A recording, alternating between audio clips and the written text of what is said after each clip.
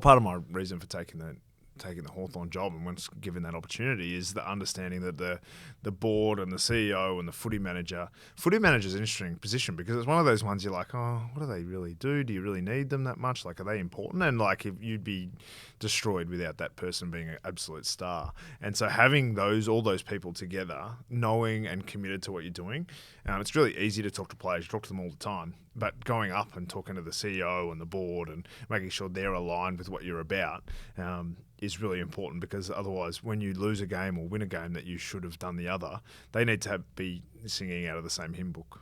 How much influence does the people in those higher positions have in your decisions as a coach? Like, are you left completely to your own device, or like, are you being...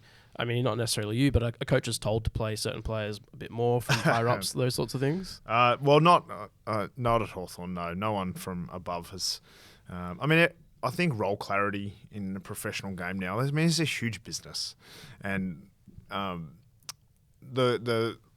the role of the head coach is quite clear for me. And I'm not sure it's the case everywhere, but for me, I know exactly what my role is, and I know where my role starts and finishes.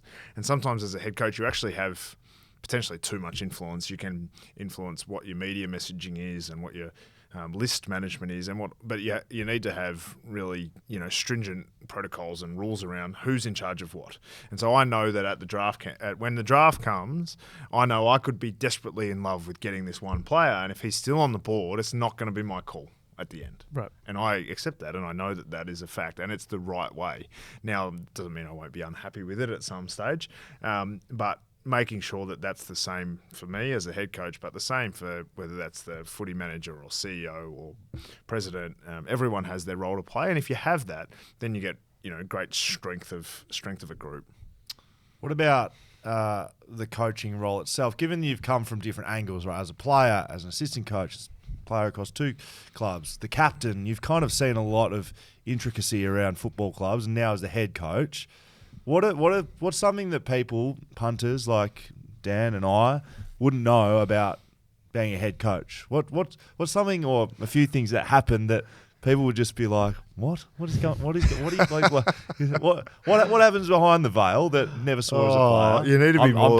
I'm padding for you. You need to be more specific. You need to give me like a realm. Like, is it around? Is there like what happens in the coach's box that people don't know about?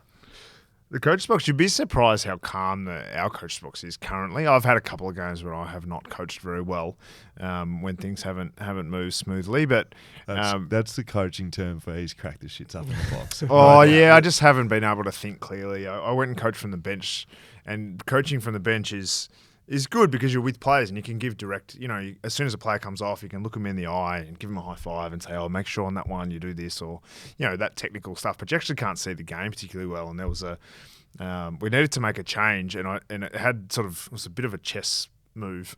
And I needed just like a quiet minute to like shut my eyes and think my way through. And when you're in the coach box, that's fine, because no one's really looking at you. Maybe a camera will be there, but players aren't influenced by you because they can't see you. But I've got 4 players sitting right next to me. I can't exactly put my head on my hands and actually think clearly for a minute. So little things like that are different.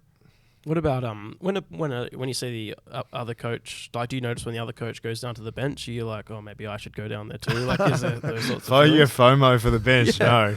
No, I don't know. Actually, I know that in our game against West Coast, Adam Simpson went to the bench at half time. And I mean, what would take me to the bench is if it's not a tactical game, if it's an effort game, or if someone is involved in an incident, altercation, or gets a big injury. They're the things that take you to the bench, because you're trying to control morale more than tactics. And I think, there's a time for that. Is there anything stepping into your first season as head coach this year that you found difficult that perhaps you didn't expect would be? Again, along the lines of maybe dropping players, although you've done that a lot as an assistant coach, or maybe hard moments that you walked in and when it's happened in reality, you're like, oh, gee, that's difficult. Yeah, I mean, the obvious ones. The obvious ones are dropping players, delisting players, telling players that you've... Like, delisting players. I mean, I got appointed at the end of last season and had to do delistings, and it's like I haven't even coached these players, or I've coached them at Box Hill, and I'm finishing their dream.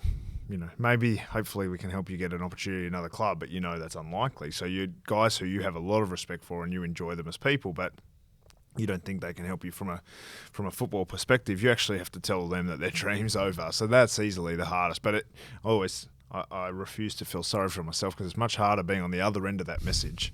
And so dropping players, particularly when they're established players, dropping young players who are getting opportunity who aren't potentially up for the level anyway is okay. But dropping players who have been successful players and deserve games potentially, that's quite difficult. Do coaches drop players?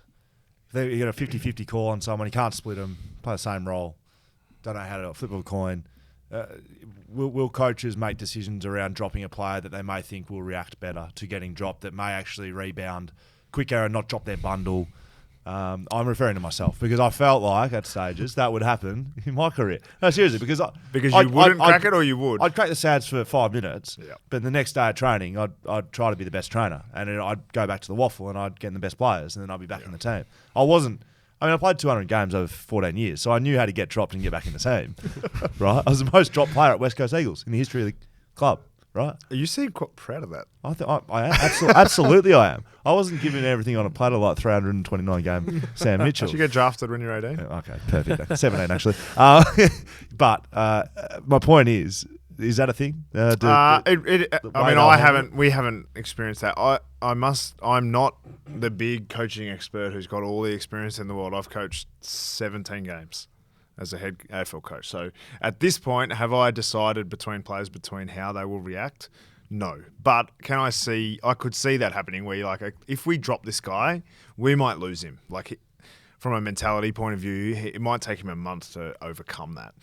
So usually I imagine there'd be like a warm-up conversation where you say, look, you're getting close to, you need to perform here because your spot's not going to be guaranteed if you keep performing it the way you are. And so then you're at least giving them a chance to earn their spot back. So I've done that a couple of times.